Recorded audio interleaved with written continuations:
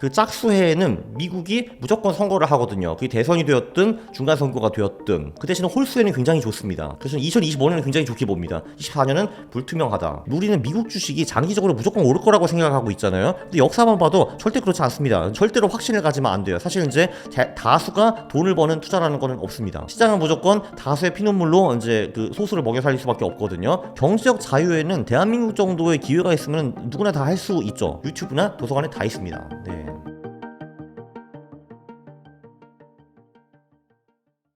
네, 안녕하십니까. 네, 강원국입니다. 제가 2년 전에 그 호스트라는 직장에서 나와가지고 파이어를 했고, 지금은 전업투자자, 유튜버, 작가, 뭐 사업가 이런 식으로 살고 있습니다.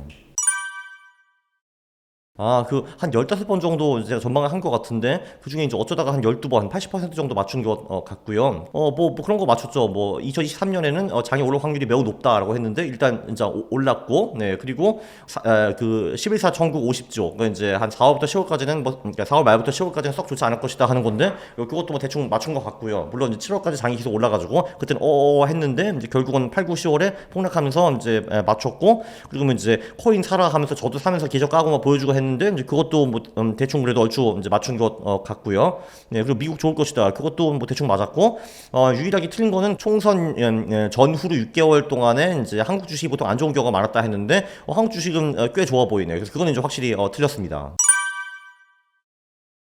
올해는 일단 작년보다 훨씬 덜 맞출 거고요. 왜냐면 올해는 이제 아까 작년 같은 경우는 사실 글로벌 주식시장 또는 뭐 정치 이런 쪽에서 이제 아무 일도 없었습니다. 이팔 전쟁이 아무것도 아니었는데, 사실 뭐 이제 그분들한테 굉장히 안타깝지만 사실 뭐 글로벌 경제와 금융시장을 흔들 정도의 일은 사실 아니었거든요.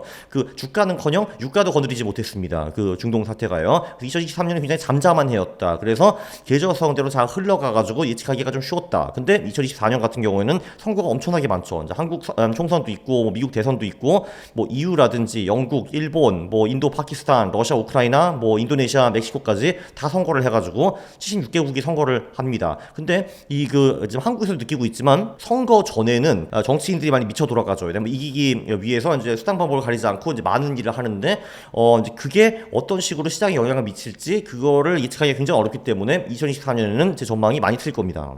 기본적으로 선거는 이제 무조건 이겨야 되기 때문에 그 전에는 굉장히 이제 경제에 긍정적인 정책을 쓸 수도 있고, 아니면은 이제 완전히 반대로 되는, 예를 들면 이제 다른 국가와의 긴장을 고조시킨다든지 뭐 이런 식으로 정치를 풀어갈 수가 있기 때문에 어떤 식으로 튈지 모르는 위험하고 예측하기 좀 어려운 장이다 이렇게 볼 수가 있습니다.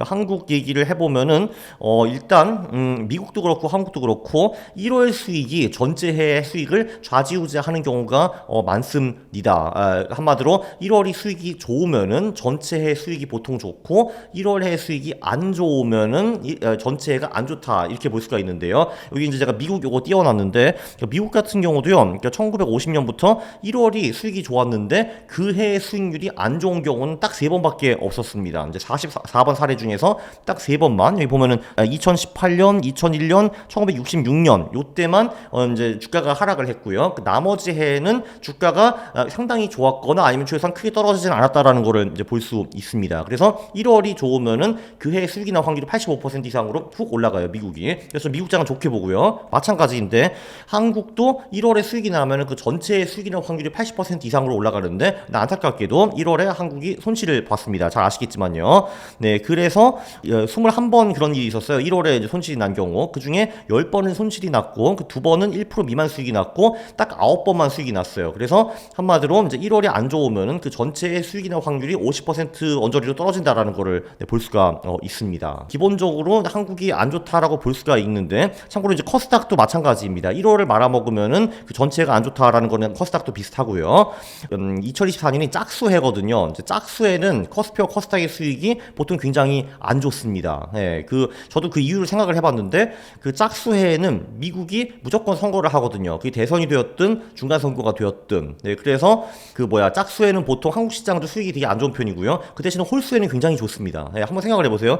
99, 2001, 2003, 2005, 2007 어떻게 해가지고 99년부터 2023년까지 홀수에 코스피가 손실난 적이 단 한 번도 없어요. 그래서 2025년은 굉장히 좋게 봅니다. 24년은 불투명하다 하고 볼 수가 있고요. 근데 24년에 좀 그 괜찮은 팩터들도 몇 개가 있습니다. 조금 전에 미국장이 좋다라고 했는데 그건 당연히 한국장에서도 나쁘지 않은 팩터이고요. 왜냐면 미국장이 이렇게 가는데 한국장은 이렇게 떨어질 가능성은 별로 없습니다. 미국이 이렇게 가면은 한국도 뭐 대충 이 정도는 가주겠죠, 그죠? 그게 생각을 하고 있고요.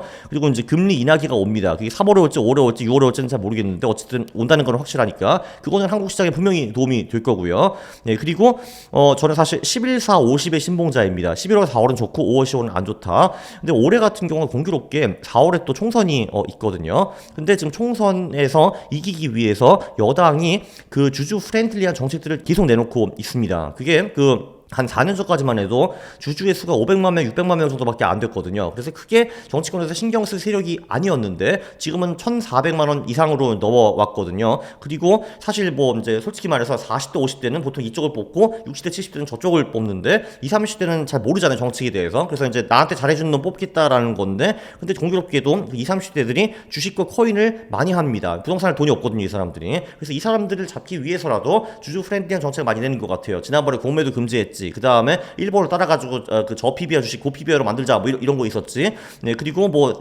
새로 나올 수 있는 정책 같은 거는 뭐 얘들아 자사주 좀 매일매일 해 이렇게 할 수도 있고 국민연금을 투입을 할 수 있겠죠. 어쨌든 4월에 선거에 이기려면 주가가 올라야 되는 게 확실하거든요. 근데 그래서 그때까지는 확실히 이제 주주 프렌드 정책을 많이 내놓을 것 같고 그 후부터는 솔직히 잘 모르겠습니다. 그래서 왠지 이번에도 4월까지는 괜찮다가 5월, 10월은 흐지부지하는 흐름이 될 가능성이 저는 꽤 있다라고 이제 보는 사람이고요. 근데 긍정적인 팩터 하나 더 있긴 하죠. 반도체 수출. 그게 지금 1월에 그 수출이 작년 대비 그 58% 올랐더라고요. 그 기본적으로 언제 반도체에 투자해야 되냐라고 하면은 그 증가율이 플러스냐 마이너스냐가 중요한 게 아니라 전달 대비 증가율이 올랐느냐. 예를 들면은 전달에 증가율이 마이너스 20%였는데 이번 달에 마이너스 10%다. 그러면 좋은 겁니다. 증가율이 이제 올라갔으니까요. 그래서 예를 들면은 한 2달 정도 증가율이 올라갔을 때 매수하는 전략이 상당히 좋습니다. 그게 언제였냐면은 2023년 2월이었거든요. 작년 2월이었는데 보통 그때쯤 매수하면은 반도체가 2년 정도는 가주더라고요. 그러니까 한마디로 24년, 25년 초반까지는 반도체가 나쁘지 않다라고 이제 볼 수가 있습니다. 그래서 한국 시장은 이제 보시다시피 긍정적인 팩터, 부정적인 팩터가 좀 섞여 있습니다. 이제 긍정적인 팩터는 반도체 그럭저럭 좋게 보인다. 뭐 일단 4월까지는 총선 때문에 어느 정도 부스팅이 될 것 같다. 미국 주식이 좋으니까 한국 주식도 어느 정도 탄력을 받는다. 미국 금리 내린다. 이런 게 좋은 팩터고요. 나쁜 팩터는 1월이 되게 안 좋았다. 그게 이제 1년 전체를 대변하는 경우가 굉장히 많았다. 짝수회의다. 그리고 보통은 총선 전후 6개월은 안 좋았다. 그리고 지정학적 리스크. 왜냐하면 한국은 기본적으로 내부 그 충격에도 약하지만 외부 충격에도 약한데 이 76개국이 선거를 하면서 어디선가 뭔가 이제 말썽이 터질 가능성이 높다. 근데 그거는 한국 증시에 불똥이 튀길 것이다라고 볼 수가 있죠. 네. 예를 들면 러우 전쟁도 우리랑 관련이 별로 없는데 그때 주식 많이 떨어졌잖아요, 사실. 네, 다 그런 거죠. 네. 사실 그 커스피는 올해 올라 확률을 50% 정도로 보고 있고 이제 코스닥은 이제 하락할 확률이 70%, 그러니까 이제 오를 확률 30% 정도로 보고 있습니다. 예, 왜냐면은 커스피는 코스닥과 다르게 그 반도체 버프가 있거든요. 예, 근데 이제 코스닥은 이제 그게 또 없고, 예, 그렇죠. 네. 미국에 올해가 대선이 있는데 대선 같은 경우는 이게 재선이냐 아니면 새로운 두 명이 나오느냐가 굉장히 중요합니다. 재선의 경우에는 기존 대통령이 선거에서 이겨야 될 거 아니에요. 특히 이번 같은 경우는 바이든이 나오고 저쪽에서는 트럼프가 나올 가능성이 매우 높은데 바이든은 트럼프한테는 지기 진짜 싫을 거거든요. 이제 그냥 웬만한 공화당 출신도 아니고 이제 트럼프는 솔직히 이제 본인이 쓰레기를 보는 사람일 거거든요. 근데 그러니까 이제 걔한테 지기 싫으니까 수단 방법을 가리지 않고 경제와 주시장을 부스팅해야 됩니다. 왜냐하면은 올해 하반기에 경제와 주시장이 안 좋으면은 이 사람이 무조건 지거든요. 바이든이. 사람이 기분이 나쁜데 왜 바이든을 뽑아주겠습니까? 그렇죠? 그래서 결국은 이제 돈을 풀어야 되고 그래서 이제 파월은 분명히 압박을 받을 겁니다. 금리를 내리라고. 예, 뭐 물론 정부와 중앙은행 돈이 뛰어 있다고 말을 하는데 그걸 누가 믿겠습니까? 당연히 아무도 믿지 않죠. 예, 왜냐하면 연임도 해야 되니까요. 우리 파월 선생님은. 예, 그리고 그것뿐만이 아니라 돈을 풀어야 되기 때문에 이런저런 정부 부처에 굉장히 압박을 많이 줄 겁니다. 이런저런 정책을 최소한 돈은 못 푼다 하더라도 뭔가 이제 자본 프렌들리한 정책, 경제 프렌들리한 정책을 계속 쏟아 놓으라, 뭐 규제를 좀 완화하든지 뭔가 할 겁니다. 그래서 그거는 주시장을 부스팅을 할 거고요. 그래서 실제로 제가 통계를 분석해 본 결과 재선해 미국 시장이 떨어진 게 마지막이 1932년입니다. 그게 이제 그게 언제야? 100년 전이잖아요, 거의. 그리고 1932년 대공황이었어요. 한마디로 재선도 대공황까지는 피해가지 못했다. 근데 올해 사실 대공황이 올 가능성이 그렇게 뭐 크지는 않잖아요. 지금 뭐 대충 보기에는. 네, 그래서 2024년이 1932년 다음으로 재선해에 주식이 떨어지는 해가 될 것인가? 이제 저는 그렇게 생각하지 않습니다. 그래서 미국 주식은 오를 확률이 매우 높다. 네. 그게 뭐 S&P 500이 되든 나스닥이 되든 뭐 러셀 2000이 되었든 그거까지는 제가 잘 모르겠습니다.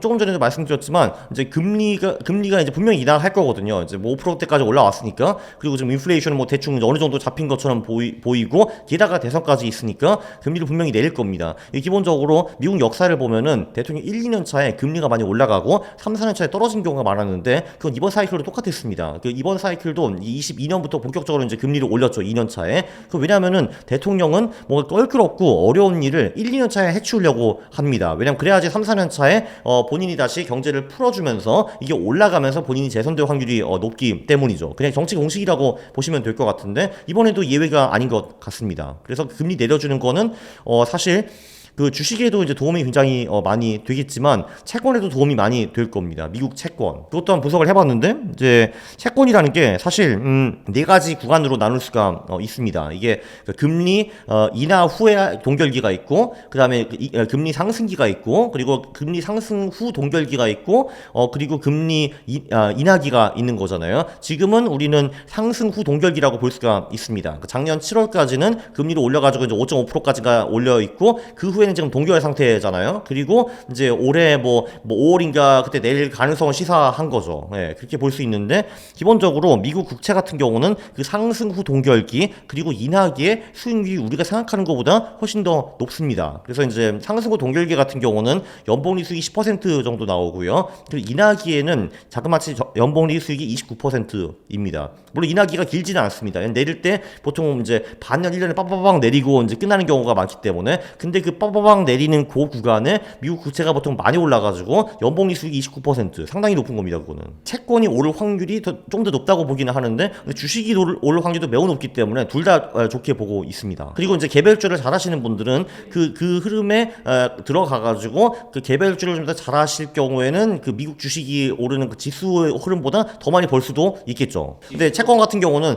솔직히 국채 사는 거잖아요, 그게. 근데 그 국채 사가지고 이러면 내가 뭐 그 미국 국채보다 더 좋은 채권을 막 사가지고 차별화돼가지고 돈을 더 벌 수도 있겠지만 그거는 난이도가 조금 더 높은 시장이겠죠. 그리고 솔직히 여기 보시는 분들 중에서 채권 전문가는 주식 전문가보다 훨씬 좋을 거 아니에요, 그죠? 그럴 때는 그냥 이제 ETF 사는 거가 방법이 되겠죠. 이제 30년 국채, 뭐 미국 ETF도 있고 한국 ETF도 있고 그리고 뭐 이제 미국엔 TLT, 뭐 IF 이런 ETF들이 있습니다.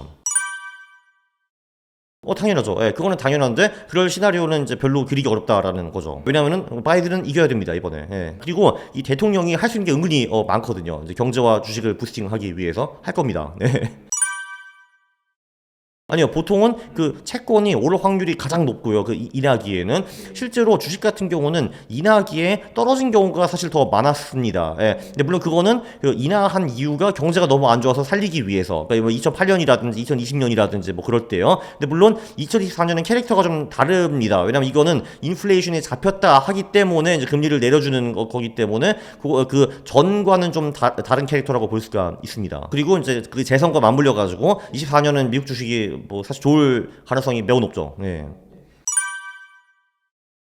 그래도 이제 미국 주식과 채권이 잘 될 가능성이 뭐 한국 주식보다 더 높다고 봅니다. 그 한국 채권도 좋다고 봅니다. 네, 참고로 미국이 이제 금리를 내리기 시작하면은 이제 한국도 이제 아무래도 경제가 계속 안 좋기 때문에 금리를 내리고 싶었는데 못 내린 거였잖아요. 네, 근데 그러면 이제 조금 더 안심하고 이제 금리를 내릴 수 있기 때문에 그 한국 채권도 좀 좋다고 봅니다. 네. 이 코인이라는 거는 4년에 한 번 크게 망합니다. 그게 이제 2014, 18, 22, 26인데 저는 멍청하게 18년 4월에 책을 냈습니다. 이런 어리석은 자가 있는가. 물론 그때는 제가 그걸 잘 몰랐습니다. 지금은 잘 알고 그래서 이제 타이밍이 좋은 24년에 제가 책을 냅니다. 따단 그렇죠. 요번엔 팔아야죠. 그죠? 전 책은 10,000권밖에 안 팔아요. 이게 말이 됩니까 도대체? 그렇죠. 정말 이제 부끄러운 일이었죠. 당연히 코인은 반감기라는 것이 있습니다. 4년에 한 번 반감기가 있거든요. 이게 재화 원화가 되었든 이제 뭐가 되었든 가격이 오르려면은 수요가 올라야 되고 공급이 줄어들어야 됩니다. 그게 가장 베스트잖아요. 근데 비트코인 공급량은 4년에 한 번 절반으로 반토막이 난다라고 볼 수가 있습니다. 채굴량이 반토막이 나는 거예요. 그럼 일단 두 개 중에 하나, 공급이 준다라는 거는 확실히 그거는 이제 팩트입니다. 4월부터 기정사실이 될 거고요. 그 수요가 오르는 거는 또 다른 문제기는 하는데 이런 거 분명히 있습니다. 저게 수요가 줄어든다. 그럼 저게 가격이 오를 것 같네. 저거 사자 해가지고 그런 수요가 일단 분명히 이제 있을 수가 있고요. 그리고 최근에는 그 ETF 호재가 하나 있었죠. 1월에 현물 ETF가 생겼습니다. 그래서 지금 벌써 거기 모인 돈이 그래도 50억에서 100억불은 이미 되는 것 같더라고요. 보니까 지금 가장 큰 ETF가 지금 20억불 모았다고 하고, 그래서 확실한 거는 그 ETF가 승인 났을 때는 가격이 좀 떨어졌어요. 한마디로 이게 소문이 뉴스가 되면서 이제 저 재료가 이제 더 이상 없네 하고 떨어진 것 같은데, 장기적으로는 ETF가 생겼다는 게 엄청나게 좋은 거죠. 왜냐면은 그 기관이 코인에 투자하려고 하면은 지금까지는 뭐 거래소 가가지고 계좌 틀고 막 해야 되는데 사실 되게 불안하거든요. 왜냐면은 그 아시는지 모르겠는데 뭐 마이넷이나 OKX 이런 거 다 중국 거래소들이거든요. 솔직히 얘네들이 뭐 할지 모르잖아요. 불안하거든요. 근데 이거를 내가 ETF를 사면은 그 책임을 뭐 블랙럭이라든지 뭐 피델리티라든지 뭐 이런 친구들한테 전가하는 거잖아요. 그래서 그런 기관이 안심하면서 그 ETF를 살 수가 있는 거거든요. 그래서 기관 자금이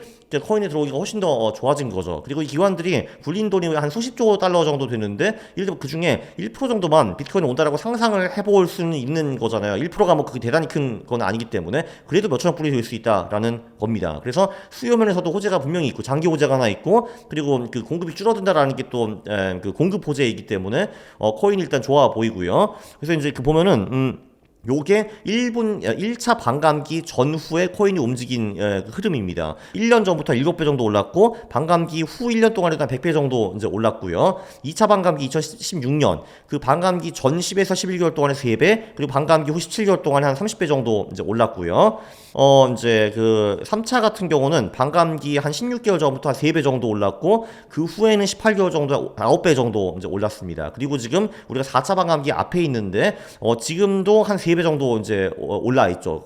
저점 대비 다 말하는 겁니다. 저점이 15,500불인데 지금 4만 7, 8천까지 갔다가 지금 조금 떨어진 상태인데 그래도 얼추 3배 정도 이제 올라 있습니다. 그리고 연간 수익률도 보면요. 여기 보시다시피 홀수해에는 비트코인이 손실한 적이 단 한 번도 없어요. 그러니까 다 돈을 벌었는데 짝수해에는 보시다시피 벌고 깨지고를 볼 수가 있어요. 그 깨지는 해가 바로 올림픽처럼 4년에 한 번 된탕 깨지는 해입니다. 근데 그러면은 그 짝수에는 아주 간단하게 나눌 수가 있어요. 반감기가 있는 짝수, 그때는 안 깨집니다. 왜냐면 공급이 줄어드니까요. 그때는 수익이 보시다시피 되게 좋아요. 12, 16, 20 보시면은.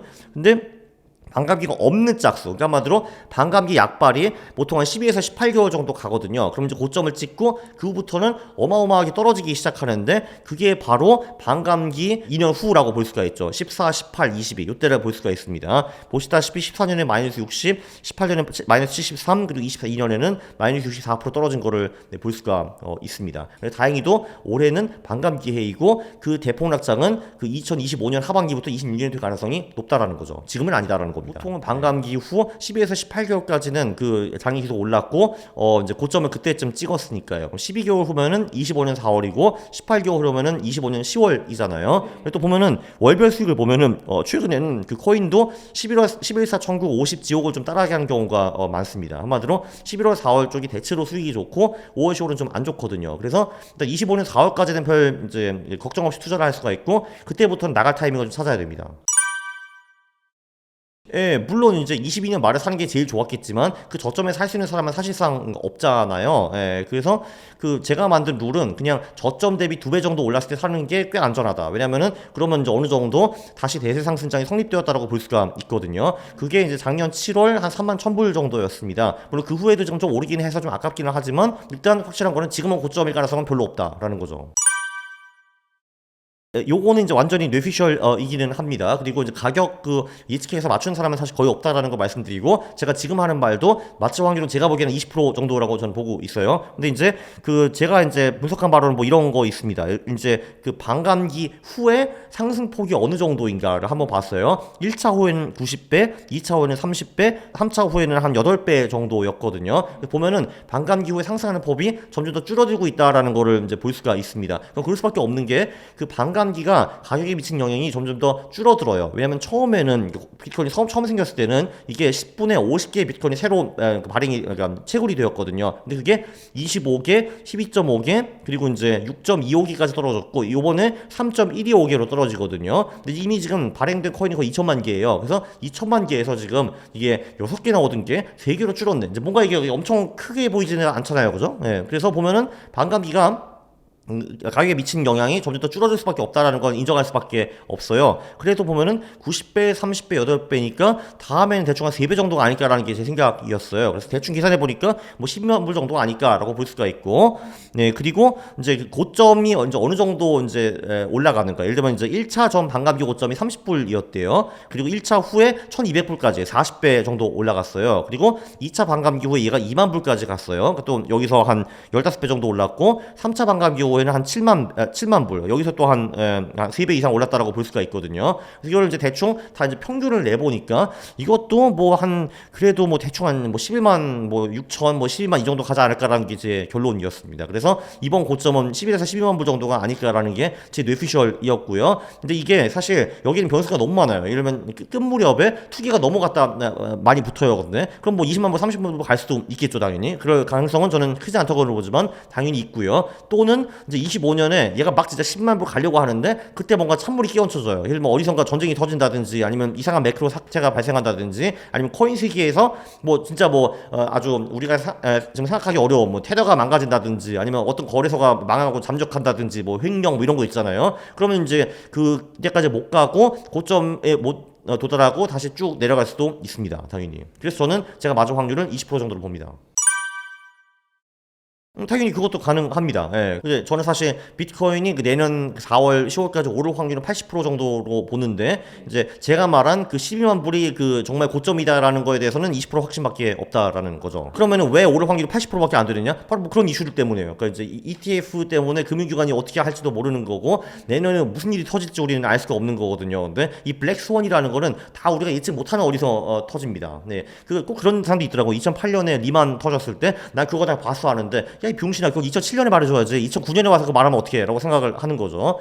이제 이러면 2025년에 뭔가 큰 사태가 터질 수 있는데 우리는 지금 다 이거 예측 못할 수 있는 거죠. 왜냐면 코로나2가 터진다든지 그것도 다 가능한 얘기니까요, 여기에. 네.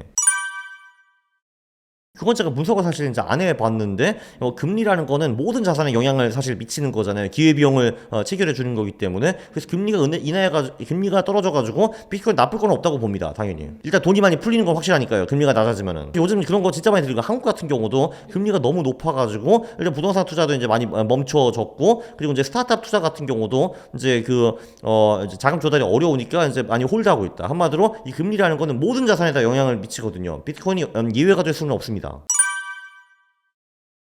제가 말씀드렸다시피 저점 대비 2배 정도 오를 때가 꽤 안전한 타이밍입니다. 왜냐면은 이제 저점 대비 2배 정도 올랐다고 보면은 상승 추세가 이제 어느 정도 성립이 되었구나라고 볼 수가 있거든요. 그리고 실제로 거기까지 올라가면은 그 후에 다시 반토막이 되는 경우는 아직은 없었고요. 그러니까 이러면 15,500이 31,000불에다가 다시 15,000불 꼬꾸라질 가능성은 사실은 이제 별로 없거든요.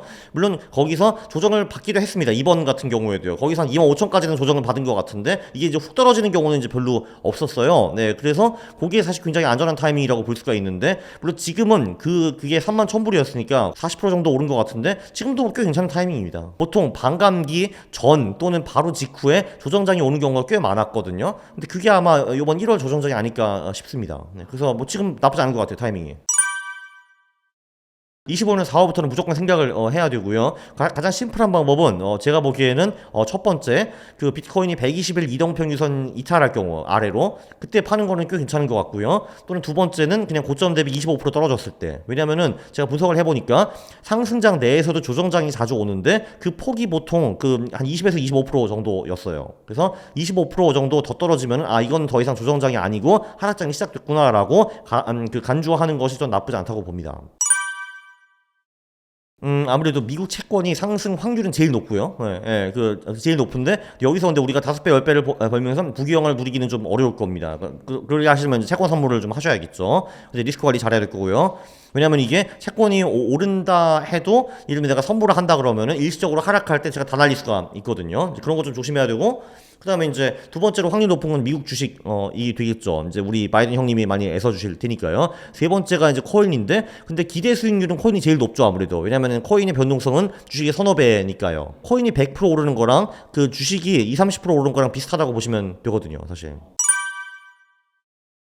그거는 그 선거 때문이죠. 아무래도. 그, 기본적으로 정치인은 선거에서 이길 수 있으면 자기 부모도 팔 수 있는 사람들이잖아요, 사실. 근데 그것도 할 수 있는데, 돈 좀 뿌리는 거 안 하겠습니까? 당연히 하죠, 그게. 네. 그, 바이든 입장으로 한번 빙의해 보시면은, 내가 트럼프한테 지고 싶게 졌단 놈한테? 예, 그렇잖아요. 예. 그러니까, 공화당 어떤 놈한테 지는 것도 굉장히 고통스러울 텐데, 사실 트럼프는 대놓고 본인을 아주 그냥 모욕을 하는 사람이잖아요. 저 쓰레기라고, 사실 근데. 예. 그러니까, 트럼프의 트위터만 팔로우해도, 이제, 바이든이 얼마나 무능한 사람도 아니고 거의 개새끼식으로 이제 표현이 되거든요. 근데 내가 쟤한테 지고 싶겠습니까? 그렇잖아요. 네. 철천지 원수잖아요, 사실. 근데 이거는 그냥 이제 정치적인 이제 그냥 뭐 상대방이 아니잖아요. 이거는 이제 무조건 이겨야죠. 네. 그렇죠. 지금 권한이 있는데 내가 대통령인데, 그러니까 내가 할 수 있는 건 다 하겠죠. 네. 표를 하나라도 더 모으기 위해서. 비트코인이 그 코인계의 금이고, 이제 그 이더리움은 코인계의 석유라는 말이 있잖아요. 이제 박종환 그 작가님 말을 빌려가지고, 저는 이제 일리가 있다라고 생각을 하거든요. 사실 이제 비트코인의 가장 큰 강점은 그거죠. 이제 부자들이 이제 떵떵거리고 살다가 이게 우리나라에서, 그러니까 그 나라에서 이러면 전쟁, 혁명, 뭐 몰수, 공산화 이런 게 벌어져가지고 난 재빨리 내빼야 돼야 할 때 그 내뺄 수 있는 자산은 사실은 그러니까 코인들밖에 없거든요. 이런 내가 이제 내 부동산을 들고 도망갈 수도 없고, 주식을 들고 가기도 어렵고, 그리고 내가 외화 송금을 했을 때 정부가 막아버리면 내가 대책이 이제 없는 거잖아요. 또 그리고 금괴를 갖고 도망가다가 국경 수비대 걸려가지고 야, 다 내놔 하면은 내놔야 될 거 아니에요. 근데 코인이 사실 내가 이제 내 몸을 가지고 이제 어딘가 도망가고 새로운 자산을 거기에 추적을 할 때 코인이 사실 가장 좋기는 하거든요. 그래서 저는 비트코인은 소위 금 역할을 하는 자산으로 이제 충분히 좋다라고 보고, 그리고 이제 이더리움 기반으로 만들어진 블록체인 서비스가 굉장히 많죠. 그래서 요 두 개는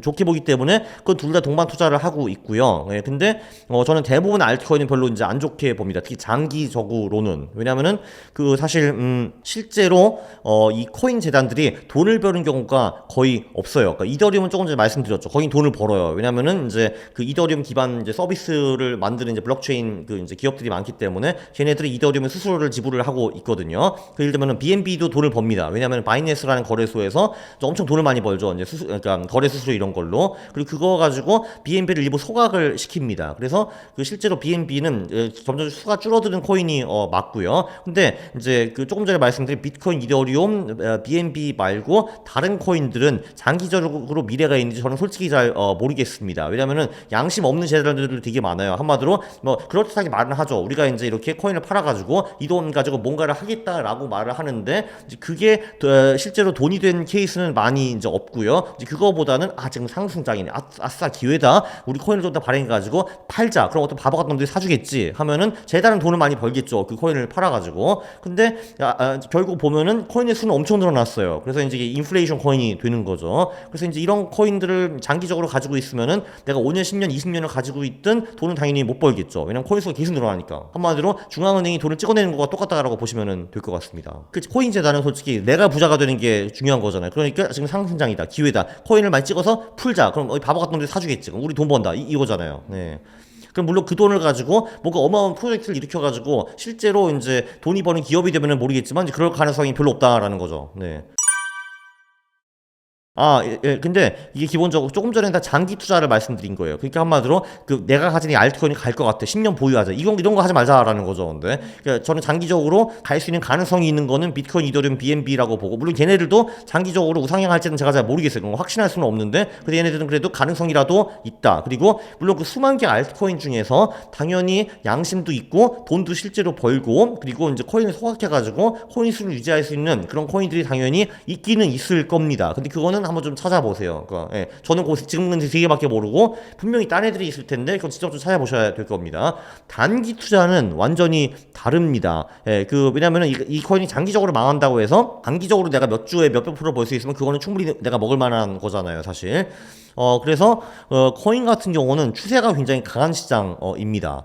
한마디로 특히 최근 일주일 동안에 강력하게 올랐던 놈이 그 모멘텀을 1주에서 2주 정도 추가로 유지할 수 있는 가능성이 굉장히 좀 있거든요. 최근에 많이 올랐다는 거, 올라타는 거는 굉장히 좀 훌륭한 방법이라고 볼 수가 있고, 그거는 특히 소형 코인에서 더 잘 먹힙니다. 그 방법이요. 그러니까 이제 대형 코인에서도 충분히 먹히긴 하는데 소형 코인에서도 잘 먹힙니다. 알트코인에서 잘 먹히는 방법이에요.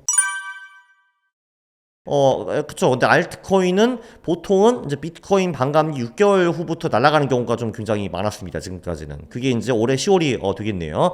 보통 이제 상승장 초반, 그러니까 이제 반감기 전의 상승장 또는 반감기 후, 그러니까 직후 상승장 같은 경우는 뭐 비트코인과 알트코인이 얼추 비슷하게 가는 경향이 좀 많았는데 상승장 끝 무렵, 그러니까 한마디로 우리가 다 미쳐 돌아갈 때, 가격이 막 수직 상승할 때, 그때는 보통 비트코인보다는 알트코인이 훨씬 더 많이 올랐습니다. 그래서 그때는 좀 눈을 이제 킨 다음에 좀 잘 나가는 알트코인을 찾아볼 게 좋을 것 같습니다. 잘 나가는 알트코인은 무엇인가? 최근에 많이 오른 놈. 그 놈이 1, 2주 동안 더 가는 경우가 많고요. 근데 물론 이것도 매번 그렇다는 게 아니다. 네, 근데 제가 이제 분석해 본 결과 최근 일주일 많이 오른 놈을 샀어요. 그러면은 사실 얘가 추가로 오를 가능성은 솔직히 한 55%에서 60% 정도밖에 안 돼요. 그 대신에 얘가 추가로 오를 때는 좀 이제 많이 올라주고 추가로 오르지 않고 하락할 경우는 좀 덜 떨어지더라고요. 네.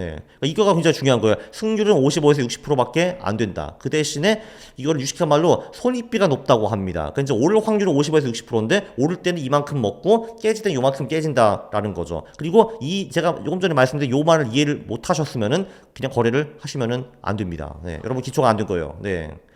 도대체 뭐지 하시면은 그럼 책을 읽으셔가지고 승률과 손익비가 무엇인지 정확히 파악하세요. 네. 그거 모르시면 거래하면 안 돼요. 그냥 조금 전에 고전략 있잖아요. 제가 말씀드린 전략. 최근 일주일 동안에 많이 오른 코인을 사가지고 일주일 보유하기. 그 일주일 동안에 20-30% 깨지는 경우도 있습니다. 네, 그래서 여러분이 전 재산이 뭐 10억이다 하는데 그럼 일주일 만에 그 10억을 몰빵했으면은 2-3억 깨질 수도 있다라는 거거든요. 그렇게 하지 마시라라는 거죠. 여러분이 자산이 10억이면은 요전하게는 저는 뭐 한 5천만 원에서 1억 정도 태울 거를 추천해 드립니다. 일단, 그 비트코인은 이제 현물 ETF가 승인됐으니까 그건 이제 확정된 사실이고요. 왜 그 소문에 사가지고 그 이제 뉴스에 팔아라라는 말이 있잖아요. 그래서 이 이더리움이, 이제 ETF가 될 수도 있대라는 그 소문을 일단 확실한 호재이고요. 그래서 제 생각에는 개인적으로 아마 이더리움이 비트코인보다는 당분간은 좀 수익률이 좀 더 높지 않을까라고 이제 생각을 하는데 이것도 뇌피셜일 뿐입니다. 저는 자기 투자를 추천하는 편은 이제 아닙니다. 근데 할 수는 있다고 보고 그 대신에 4년에 한 번은 무조건 다 빼라라는 게 제 생각입니다. 예. 4년에 한 번 망하는데 그때 뭐라 들고 있냐 이거죠 저는. 예. 그래서 이제 그때는 빼고 뭐 나머지를 이제 뭐 그럼 예를 들면 뭐 16년 투자한다라고 하면은 4년을 빼고 12년을 결국은 보유하게 되겠네요. 그거는 뭐 할 수 있다라고 이제 보는데 저는 이 비트코인이라는 게 그 우상향 자산이라는 게 100% 확실하지는 않습니다. 여기도 한 80% 정도만 확신하고 있거든요, 제가. 예. 그래서 전 재산을 몰빵하시는 마시라라는 게 제 생각입니다. 그 인정받는 거랑 상승하는 거는 완전히 다른 거거든요, 사실. 그러니까 예를 들면은 그러니까 미국 주식도 누구한테나 인정받은 자산이거든요. 근데 얘들도 예를 들면 2000년부터 2010년까지 수익률을 보면은 마이너스였습니다. 예. 그리고 한 1966년부터 82년까지도 마이너스였어요. 그 수익이. 네. 그래서 인정받는 거랑 가격이 오른 거는 완전히 다른 얘기입니다. 네. 그거요. 이제 그 어머니는 이제 그 전통적인 한국인으로서 주로 이제 예금과 부동산으로 자산을 불려 오셨는데 그 이제 최근에 부동산 가격이 많이 올라가지고 월세 수익률이 아무래도 좀 좋지 않게 나오더라고요. 왜냐면 월세는 이제 거의 안 들었는데 이제 부동산 가격만 이제 올라가지고 월세 수익률이 2% 미만으로 떨어졌었어요. 네, 그 이제 소형 아파트 쪽으로 이제 하셨는데. 그러니까 이제 더 이상 수익률이 안 나온다고 보시고 금융투자도 배워야겠다 해서 저한테 부탁을 했고 저는 그거를 이제 가르치면서 책을 쓸 기회를 포착한 겁니다. 되게 간단한 건데, 그래서 저는 이제 퀀트라는 단어를 굉장히 싫어합니다. 왜냐면은, 일단 그거 딱 들으면 사람들이 도망갈, 그 이미지잖아요. 그러니까, 예를 들면 예를 들면, 개똥투자, 이렇게 하면은, 이제 그 개똥투자가 뭔지도 몰라 사람들이 혐오감을 느끼잖아요. 근데, 똑같은 것 같습니다. 이 퀀트라는 거 혐오감을 부르켜서 저는 싫어하는데, 그거보다는 레시피 투자, 이런 게 어떨까 저는 생각을 합니다. 왜냐면은, 예를 들면 제가 식당을 차려야 되는데 요리를 전혀 못한다 하면 내가 성공할 수 있을까? 성공할 수 있습니다. 간단합니다. 그냥 그 호텔에서 그 이제 주방장, 굉장히 그 훌륭한 주방장을 일당 100만 원 정도 드리고 같이 이제 맛집 투어를 하면 됩니다. 그분은 프로기 때문에 먹으면 대충 이제 나오거든요, 레시피가. 그러면은 그리고 그 레시피가 좀 간단해야 되는 겁니다. 이제 정말 어려우면 안 되고 이제 일반인이 할 수 있는 정도의 레시피, 이제 이러면 파스타 뭐 이런 게 좋겠죠. 그럼 그거를 가지고 그 맛집 맛집에서 좀 먼 곳에 식당을 차려가지고 블로거들한테 메일 보내가지고 오게 하고 마케팅하고 인스타 찍기 중에 가구 넣고 하면은 성공할 수 있습니다. 제가 요리를 하나도 못해도요. 근데 결국 결론은 뭐냐? 일단 그래도 그 레시피가 근본이 되겠죠. 왜냐면 이게 맛있어야지 뭐 가구가 좋든 뭐 깨끗하든 사람들이 올 거 아니에요. 근데 그래서 결론적으로 레시피가 좋으면은 요리가 못하는 사람도 누구 시켜가지고 그러니까 요리를 해 먹을 수 있는데 투자도 그게 똑같이 가능합니다. 투자는 또 요리에 대비 또 장점이 이제 뭐냐 하면은 레시피를 딱 짜놓으면은 이 레시피를 가지고 내가 과거에 투자했으면은 얼마를 벌었을까 그거를 시뮬레이션 하는 것이 가능합니다. 왜냐면 룰이 딱 나와 있으니까요. 그럼 내가 과거에 이 A와 B에 충족하는 주식을 샀다. 얼마 벌었냐? 그게 나오는 거죠. 이 레시피가 검증되었다고 봐야죠. 이 레시피를 파니까 사람들이 우르르 몰려오니까. 예, 아무래도 그냥 이제 아무것도 모르는 상태에서 내가 투자 레시피를 만들어내라 하는 건 굉장히 좀 어렵겠죠. 예, 근데 다행히도 뭐 저도 그렇고 그런 레시피를 다 만들어가지고 공개하는 사람들이 굉장히 많습니다. 뭐 요리 유튜버들도 많을 거 아니에요, 사실. 근데 뭐 생자 무식이한테 된장찌개 끓이는 거 가르쳐준다 하면 이제 이게 할 거 아니에요, 근데. 그리고 아마 거의 하는 식으로 똑같이 하면은 아마 된장찌개가 그럭저럭 아마 나올 건데 그건 저도 마찬가지입니다. 저도 이제 유튜브나 책을 통해서 레시피를 공개하고 있고 그냥 그거를 그대로 따라하는 방법도 이제 있고요. 따라하다 보면은 이럴 수가 있죠. 근데 여기 소금 좀 덜어도 되는 거 아니야? 하면 이제 본인만의 레시피를 개발할 수도 있고 그런 거를 개발을 돕기 위해서 이제 소프트웨어도 굉장히 많이 나와 있는 상태입니다.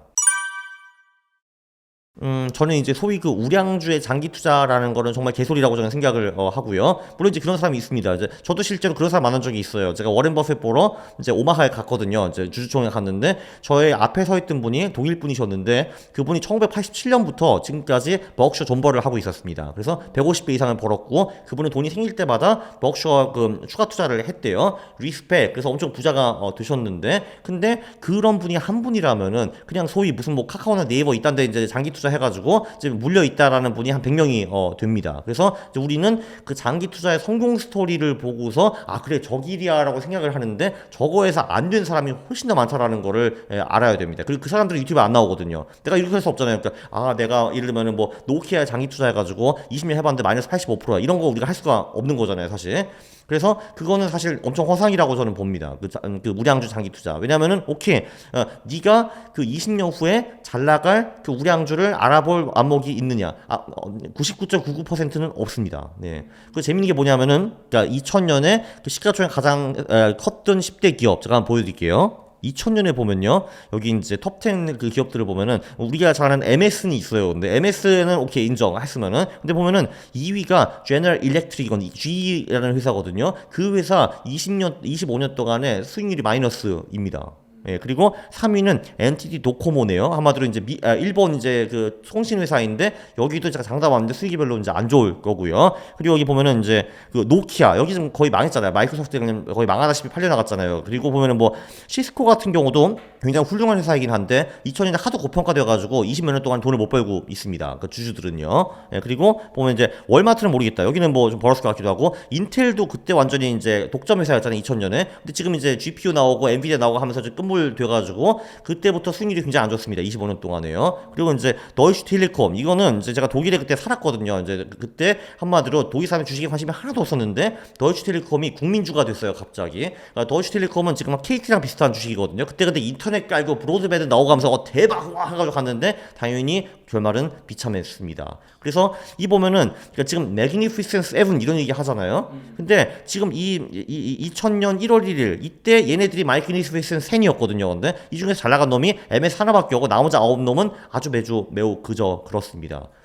돌이켜보면은 지금 24년에 마그니피센스 7이 20년 후에 마그니피센스 7일까 그럴 가능성이 별로 없다라고 보는 거죠. 저는 그 중에서 한두 개 놈들은 계속 이제 훌륭하게 갈 것이고 나머지는 그냥 흐지부지 뭐지 그 구글이 뭐였어 이렇게 할 것 같다는 거죠. 저는 그 부동산이라는 건 말 그대로 부동이기 때문에 그 자리에 있는 거잖아요, 사실. 근데 갑자기 사람들이 강남 쉣 하면서 이제 야 우리 정부라 의정부로 가자 할 가능성은 별로 없잖아요, 사실 그거는. 근데 기업은 완전히 다르죠. 왜냐면 이제 그 보통 이게 어느 정도 탑까지 올라왔는데 거기서 방심해가지고 후발주자한테 먹히는 기업들이 굉장히 많거든요. 사실 자본주의 역사는 늘 그렇게 발전해 왔습니다.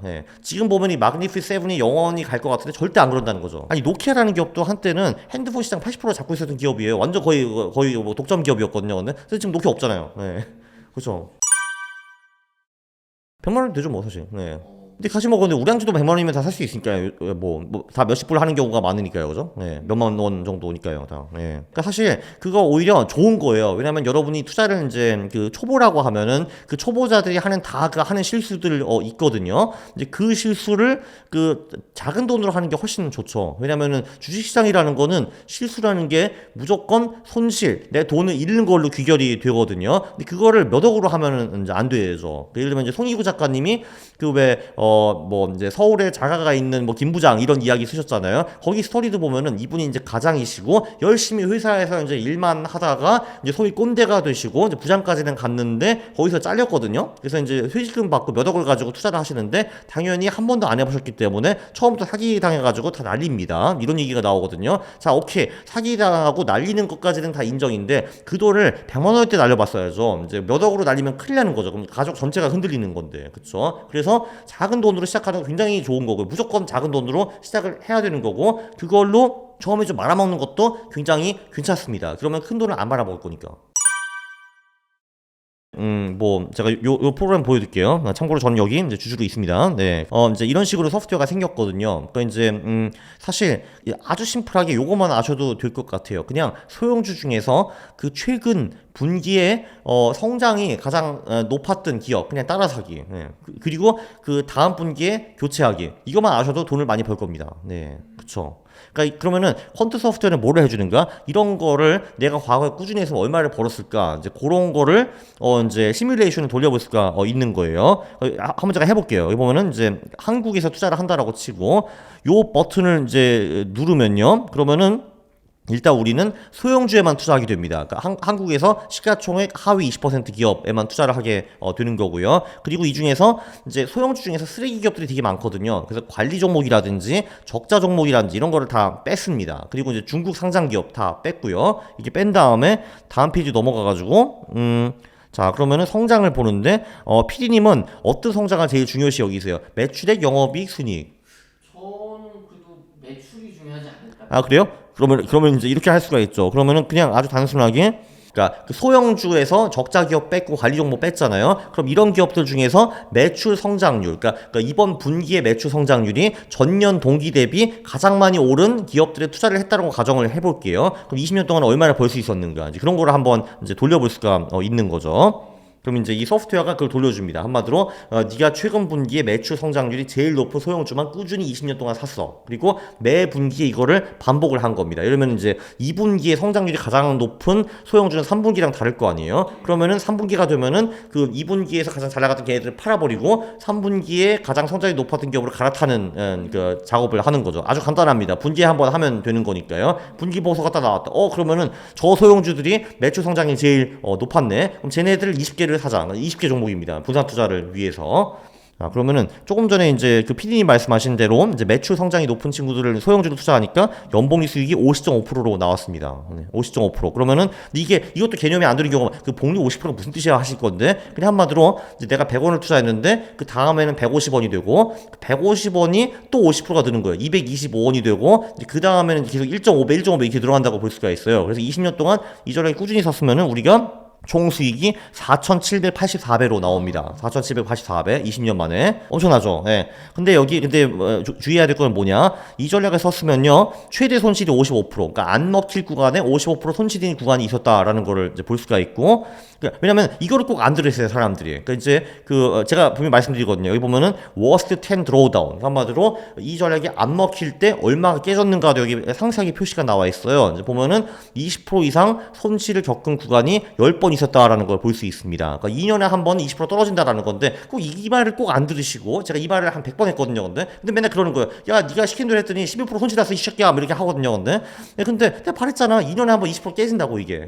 그걸 꼭 안 들은다고 하시더라고요. 근데 보면 여기 2008년 10월에는 31% 손실 난 적도 있습니다. 한 달 만에. 그리고 2020년 3월 마이너스 18% 손실 난 적이 있거든요. 그래서 이 전략이 따박따박 50% 먹는 전략은 절대 아니다라는 거를 알 수가 있습니다. 보시면은 2005년에는 233% 먹었고요. 작년에 19% 먹었네요. 그리고 근데 보면은 2017년에 마이너스 4% 이럴 때도 있고 2008년에 마이너스 28% 이럴 때도 있습니다. 그래서 들쭉날쭉한데 그냥 꾸준히 20년 했으면 4,000별 벌 수 있었다라는 전략입니다. 예, 아주 심플한 전략이죠. 소형주 대에서 매출 성장률이 제일 높았던 놈 이게. 예.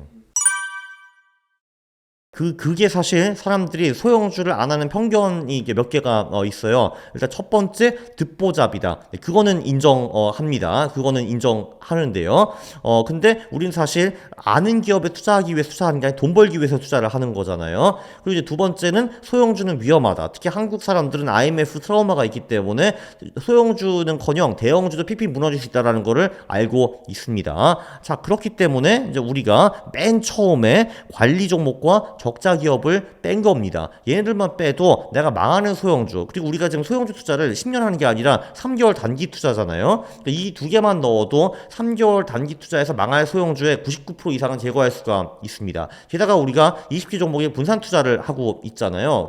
한마디로 정말 재수 없이 적자 기업도 아니고 관리 종목도 아닌데 이 소형주가 파산할 가능성이 있긴 있죠. 당연히 0은 아니잖아요. 그래서 한 개, 두 개 종목에 몰빵하는 게 아니라 20개 종목에 분산 투자를 하는 겁니다. 그리고 또 하나의 편견은 소형주는 거래 비용이 매우 높다라는 편견도 있습니다. 근데 제가 이거 하는 분들 몇 명 아는데 50억 하시는 분들도 있어요. 네, 그리고 제가 이제 모 운영사에도 이제 방문을 했는데 아씨 그 소형주 퀀트 하니까 한 3천억 넘어가니까 어렵다 이런 말씀을 하시더라고요.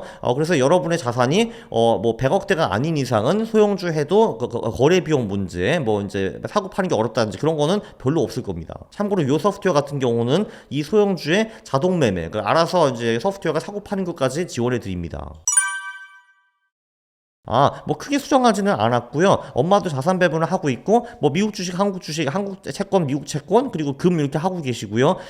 최근에 코인도 이제 시작을 하셨고요. 크게 뭐 엄청 뭐 수정한 거는 이제 없습니다. 그거 말고 동적 자산 배분이라는 전략도 쓰기는 하셨는데, 그게 좀 번거로워요. 한 달에 한 번 뭐 해야 되기 때문에. 그래서 그거는 우리가 패스했습니다. 예. 그래서 이제 상대적으로 거래가 이제 많이 없는 올레더 위주로 지금 하고 있고요. 제가 이제 작년에 수익률이 21% 정도 났거든요. 엄마 수익률을 물어보진 않았는데 뭐 비슷할 거라고 추정이 됩니다. 네.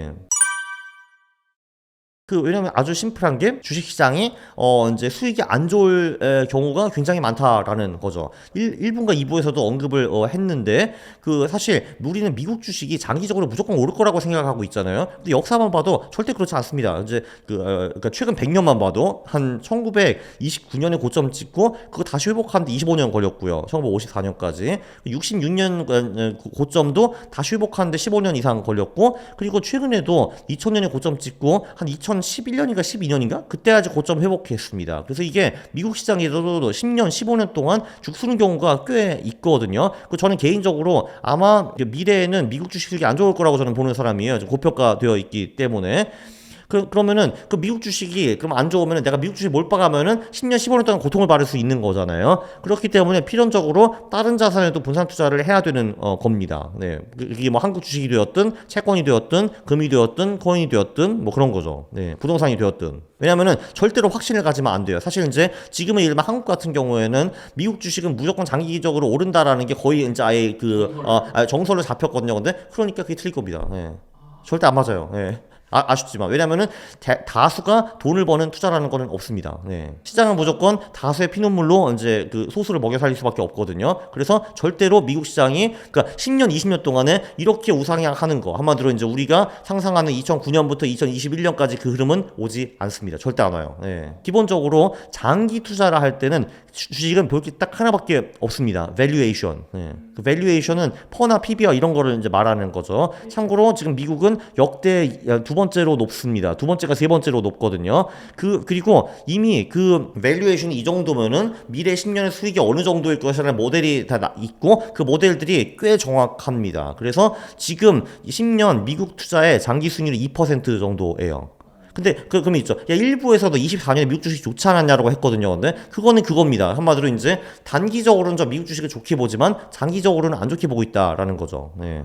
그러니까 한마디로 10년의 미국 주식의 수익률은 예금보다 못하다라는 게 제 의견입니다. 네. 그건 아마 맞을 겁니다. 네.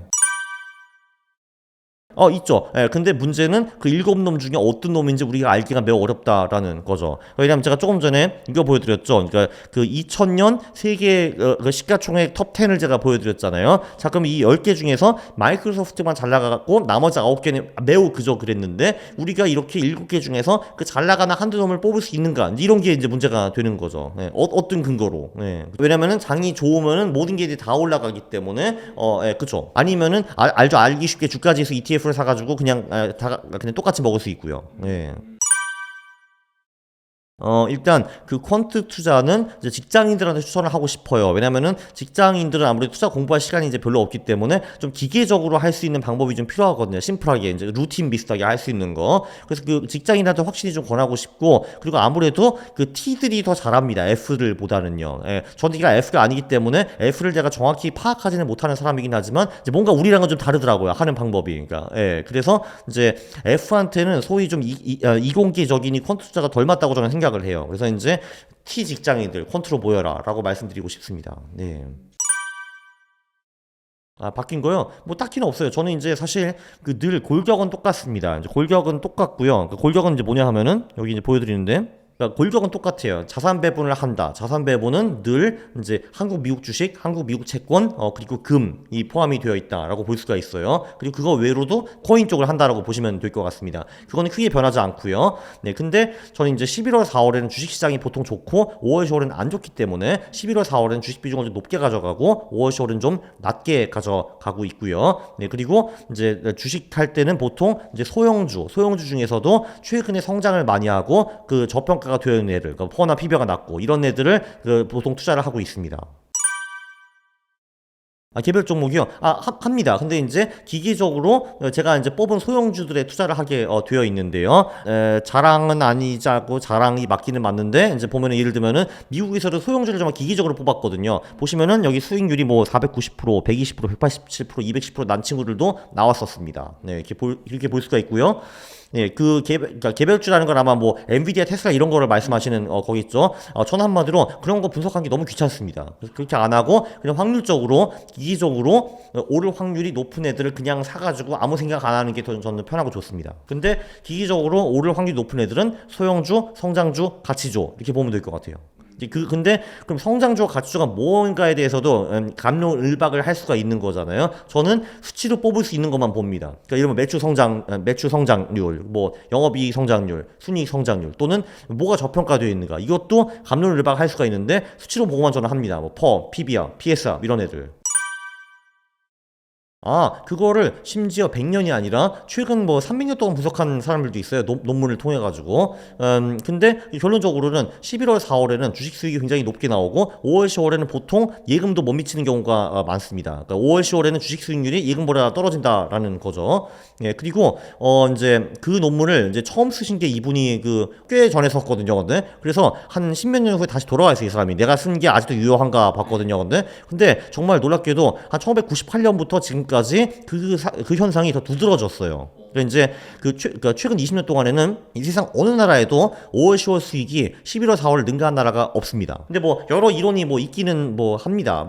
근데 그 중에서 뭐 썩 나한테 마음 드는 이론은 사실 별로 없었어요. 근데 뭐 이런 게 있죠. 보통 전반적으로 요 11월, 4월에 사람들이 기분이 더 좋을 때가 많다. 예를 들면 이제 12월은 이제 크리스마스 있고 1월은 새해가 있고 3, 4월에 봄이 온다. 와, 신난다. 이런 게 이제 많이 있었고요. 솔직히 사람들이 근데 5월이나 여름에도 기분 좋잖아. 그러니까 사실 이거 완전히 맞아 떨어지지는 않고요. 그리고 아무래도 뭐 3월 이럴 때 주주총회 같은 거를 많이 하는데 그때 주주 프렌들리한 정책을 많이 내놓는다라는 설도 있고, 그리고 연말 연초에 기관들이 돈이 많이 넘치기 때문에 그때 투자를 많이 한다라는 설도 있고, 또 반대로 여름에는 이제 포트폴리오 매니저들이 많이 이제 휴가 갔으니까 투자를 덜 하는 편이고, 그리고 이제 이 사람들 직장인인데 12월 말까지 예를 들면 펀드를 청산해야 된다 할 경우에는 9월, 10월에 미리 파는 경우가 많았다. 뭐 이런 설도 있고요. 다 설들인데 솔직히 왠지는 모르겠습니다. 근데 저한테는 그게 별로 중요하지 않아요. 저는 그 돈만 벌면 되는 거거든요. 그냥 이 현상이 존재한다. 11월, 4월엔 주식 수익이 높네. 5월, 10월은 안 좋네. 그러면 11월, 4월에는 비중을 높이고 5월, 10월에는 줄여야겠죠. 그것도 이유는 모르겠고 그냥 그렇다라는 게 이제 결론입니다. 예, 그 현상은 확실하다. 그리고 주의해야 될 점은요. 제가 조금 전에 재선이 있는 해에는 미국 주식은 보통 오른다라고 말씀드렸잖아요. 근데 그 예외 기간이 바로 2월 중순부터 3월 말까지입니다. 그러니까 한마디로 미국 주식은 1월에, 그러니까 재선하는 해에는 1월에 강하게 오르다가 2월, 3월에 조정을 좀 받은 다음에 그 3월 말부터 1년 내내 쫙쫙 오른다라는 게 정설이에요. 네. 그러니까 지금까지 자주 그래 왔습니다. 지금 미국이 1970년부터 재선이 9번이 있었거든요. 그 9번 패턴 중에서 이렇게 흘러간 경우가 종종 있었습니다. 네. 이제 사실 한국은 이제 전 잘 모르겠고요. 이제 확실한 거는 4월 말부터는 제가 아마 한국 주식을 롱 하는 건 없을 겁니다. 인버스는 좀 할 것 같은데 제가 이제 한국 주식에 이제 매수하는 건 아마 없을 거예요. 이제 4월 말부터. 예, 그리고 근데 그때까지는 할 거예요. 왜냐면 그때까지는 제가 이제 말씀드린 뭐 반도체라든지 저기 뭐 총선을 통해서 이제 주식 부스팅 한다든지 그리고 또 11사 효과라는 것도 강력하니까요. 그래서 그때까지는 좀 소형주로 하긴 할 건데 4월 말까지는 다 빠질 것 같고요. 미국 주식은 1년 내내 계속 할 건데 지금 2월 중순부터 3월 말까지 포지션을 일시적이라도 조금 줄일까 그거는 좀 고민하고 있습니다. 제가. 네. 그러니까 사실 해야 될 노력은 똑같은데 그게 이제 피를 깎는다고 생각하면 피를 깎게 되는 거고 이제 그 똑같은 거 하면서 이거 별거 아닌데 하시는 분들도 있는 거죠. 물론 후자가 좀 더 편하겠죠 이게. 네. 근데 물론 그거는 확실합니다. 남들과 똑같이 살면서 부자가 될 건 기대하지 말아라. 그 남들도 부자 아니잖아. 그거는 정신병이죠. 이제 남들과 똑같이 모르는 걸 하는데 이제 그러면 똑같은 결과가 나올 거 아니에요. 예, 그거는 당연한 거죠. 아니, 도대체 어떻게 대한민국 같은 땅에서 파이어를 못 할 수가 있어요. 이제 그게 오히려 이제, 예, 그죠. 그러니까 파이어까지는 좀 모르겠고, 경제적 자유에는 대한민국 정도의 기회가 있으면 누구나 다 할 수 있죠. 당연히. 이 파이어라는 게 그 경제적 자유와 조기 은퇴를 말하는 거잖아요. 그러니까 이제 조기 은퇴까지는 모르겠고, 경제적 자유는 누구나 다 도달할 수 있죠. 왜냐면 대한민국 기회가 너무너무 많으니까요. 기본적으로. 그 파이어는 삼박자이죠. 일단 그 지출을 줄이는 거랑 소득을 늘리는 거랑 투자를 잘하는 거잖아요. 근데 이제 그 지출을 줄이는 거는 여기서도 본인을 잘 아는 것이 이제 중요하죠. 왜냐면은 본인의 지출 중에서 중요한 지출이 있고 별로 안 중요한 지출이 있을 거거든요. 예를 들면 이제 본인이 여행하는 걸 진짜 좋아한다라고 하면은 여행에 대한 지출은 이제 필수 지출이라고 저는 보는데, 근데 어떤 사람은 여행도 별로 안 좋아하는데 남 보여주기 위해서 인스타에 올리기 위해서 여행 가는 사람도 꽤 있거든요. 그거는 이제 되게 어리석은 지출이죠. 그러니까 효용도 낮고 이제 그냥 돈만 들어가는 지출이거든요. 또는 예를 들면 저 같은 경우는 차에 관심이 이제 하나도 없거든요. 전 지금도 차가 이제 없거든요. 근데 이제 그것도 남들을 보여주기 위해서 차를 사서 이거는 멍청한 지출인 거죠, 사실은. 그래서 전 지금도 아직도 차를 안 사고 있기는 한데, 그래서 그 지출의 우선순위를 좀 정하라. 그래서 이제 한 달 동안 우리 지출하는 게 아마 그냥 종류를 나눠보면 20개, 30개 정도 있을 거거든요. 그 중에서 1, 2, 3위가 뭔가 그거 정도는 지출을 하고 나머지 4위부터 30위까지는 지출을 하지 말거나 아니면 해도 조금만 하거나 이렇게 하면은 지출을 많이 줄일 수가 있고요. 그리고 가계부를 쓴다는 것 자체로만 해도 우리 지출을 줄일 수가 있습니다. 왜냐면 한 달을 보면 한심할 거거든요. 나 이런 돈을 썼어? 이건 뭐야? 이제 하면서. 그래서 그걸로 지출을 확실히 좀 줄일 수가 있고요. 그리고 이제 사회초년생 같은 경우는 그냥 부모님한테 얹혀 사는 게 가장 이제 돈을 아끼는 방법이죠. 그리고 D를 보는 거죠. 내가 부자 되면 용돈 줄게. 지금 받지 마. 이런 식으로. 어차피 자식을 이길 수 있는 부모는 없습니다. 세상에. 그게 이제 방법이 분명히 확실히 있고요. 그리고 이제 수입을 늘리는 것 같은 경우는 요것도 본인의 처지에 대해서 좀 봐야 됩니다. 이제 어떤 경우에는요, 그냥 그 회사에서 연봉을 늘리는 것이 가장 좋은 방법이 될 수가 있습니다. 이런 영업직 같은 경우, 영업직은 팔 만큼 나한테 떨어지는 게 있는 거잖아요. 이 경우에는 내 영업 스킬을 어떻게 올릴까 이쪽으로 고민하는 게 훨씬 더 이제 득이 되겠죠. 근데 그렇지 않은 직장들도 많습니다. 내가 공무원이다 하면 내가 아무리 애써봤자 연봉이 안 늘거든요. 이 경우에는 내가 이제 이직을 하는 것도 고려할 수가 있고 아니면 투잡을 고려할 수 있습니다. 우리는 겸직 못 하는데요.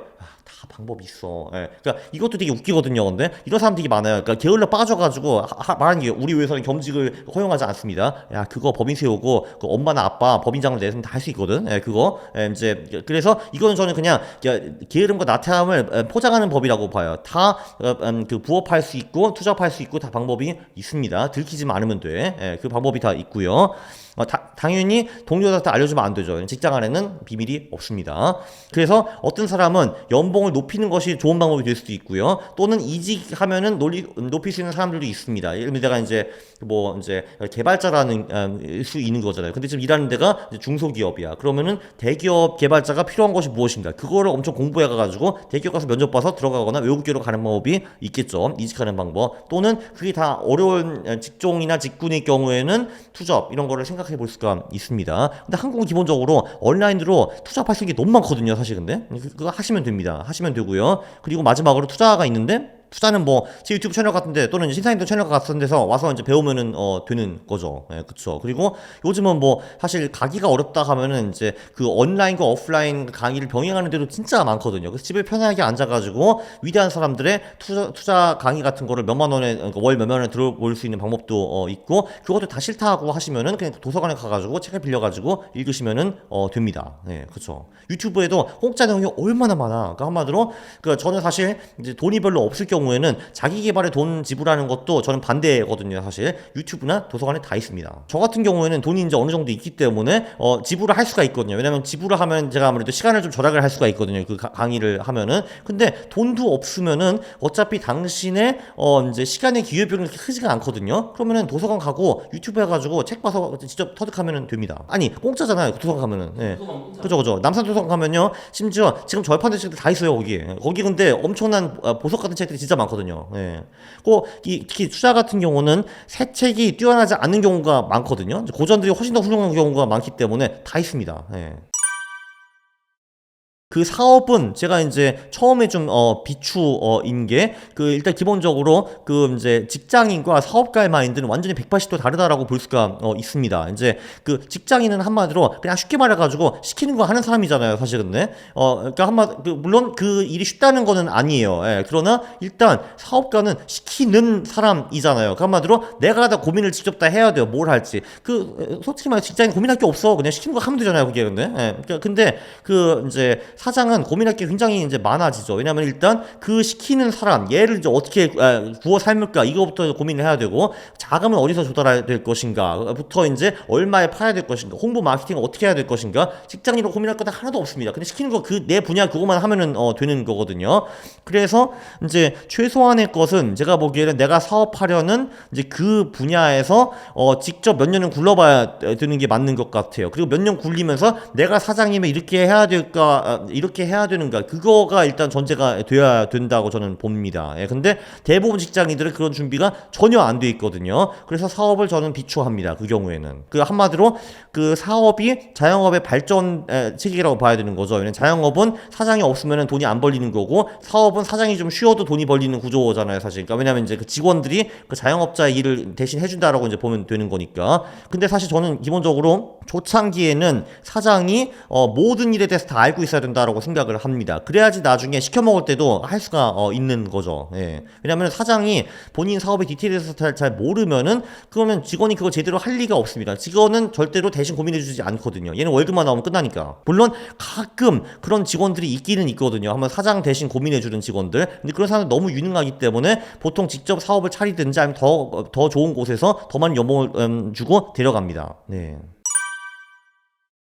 그 가장 안전한 건 자산 배분입니다. 왜냐하면 사실 우리가 미래에 어떤 자산이 좋을지 정확히 알 수 있는 방법은 없거든요. 그래서 그냥 다 집어넣어라라는 게 맞는 것 같고요. 그 미국 주식, 한국 주식, 미국 채권, 한국 채권, 금 그리고 코인 이렇게 하면 될 것 같아요. 코인 비중은 저는 전 재산의 5에서 10% 정도로 제한하는 거를 추천해드리고 싶습니다. 5천이면 250에서 500만 원이 되겠네요. 네, 왜냐면 변동성이 너무 세가지고 대부분 투자자들은 그 스트레스를 버티지 못합니다. 일단 그 가장 중요한 키워드는 수익은 길게 손실은 짧게입니다. 그 고수들 같은 경우도 사실 손실을 안 겪은 사람은 단 한 명도 없습니다. 물론 그렇게 포장하시긴 하지만 그분들도 다 잃어봤거든요. 여기서 중요한 거는요. 결국은 다 나름대로 뭔가 생각을 해가지고 투자 결정을 내릴 거거든요. 근데 여기서 그러면은 중요한 거는 내가 틀렸다라고 인정하면은 그냥 싹 팔고 다시 손절하고 그 손실을 인정하는 그 자세가 중요한데 대부분 초보자들은 이거를 못합니다. 예. 이분들이 시험에서 100점을 맞아봤는지 여기서 그러니까 한마디로 내가 틀리는 걸 용납을 못하는 거예요. 근데 어차피 당신은 시장 앞에서는 지렁이일 뿐입니다. 자주 틀릴 거거든요. 틀렸다 하면은 빨리 손절하고 나가는 게 중요하고 두 번째가 사실 더 중요한데 그러면은 여러분이 맞을 때도 있을 거거든요. 근데 안타깝게도 맞았는데도 불구하고 20-30% 수익을 내고 나오는 경우가 굉장히 많습니다. 이게 가는 놈은 그냥 냅둬야 됩니다. 그래야지 큰 돈을 벌 수가 있거든요. 예를 들면은 최근에 US 인베스팅 챔피언십 미국 전미 투자 대회에서 우승하신 분이 2023년에 수익을 805% 냈거든요. 805%인데 이분의 승률은 놀랍게도 30%밖에 안 됩니다. 이분이 거래를 많이 하셨는데 10번 거래해서 3번만 먹었어요. 7번은 돈을 잃었습니다. 그 대신에 잃은 경우에는 이분이 데이트레이더거든요. 그러니까 주식을 사가지고 안 오른다 하면은 10분 만에 잘라버렸대요. 그래서 이제 그 10번 거래에서 7번은 잃었는데 적게 잃었대요. 평균 4% 정도 잃었더라고요. 그 대신에 올라가는 놈은 좀 냅뒀습니다. 평균 1시간 이상 보유를 했다라고 하더라고요. 그래서 한번 먹을 때는 13%씩 먹었대요, 이분이. 그래서 그게 차이예요. 한마디로 이분도 상당히 많이 잃었죠. 그러니까 10번 거래해서 7번 잃었는데 근데 그 3번 먹을 때 먹은 게 이만큼이고 깨질 땐 요만큼 깨지니까 결국 이분이 800% 벌어가지고 우승을 하신 겁니다. 네, 이 메시지가 되게 중요한 것 같아요. 네. 네, 경제적 자유, 의지가 있으면 누구나 다 할 수 있습니다.